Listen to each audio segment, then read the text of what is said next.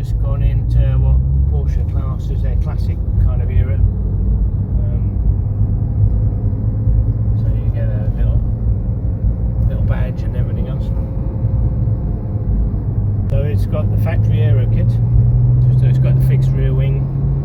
That also has a slightly different shaped front splittery bumpery thing, lower lip.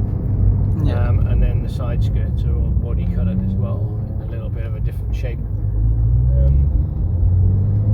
The standard turbo comes with the rear wing rises at speed, and there's a button down there which they don't delete even though you've got the factory aero kit.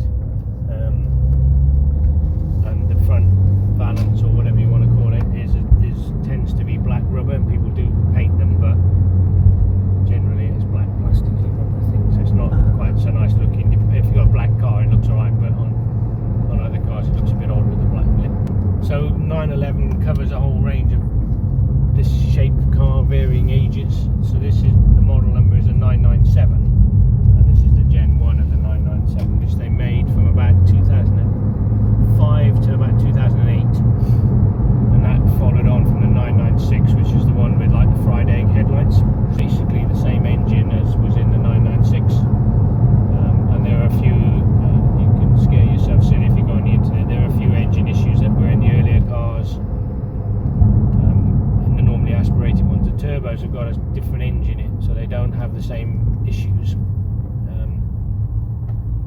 And then the GT3 has a similar engine to this, but on turbo, but it's the turbo engine, what they call the Metzger, which is based on turbo race cars of many years ago, and it traces its line back to that, if you like. It's not that engine, but the engineering and everything that goes into it is all part of that, and that's where it came from.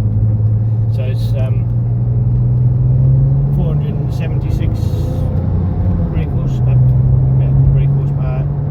about 473 feet of torque, 0 to 60 in 3.5 seconds or thereabouts, 40 to 60 in a second.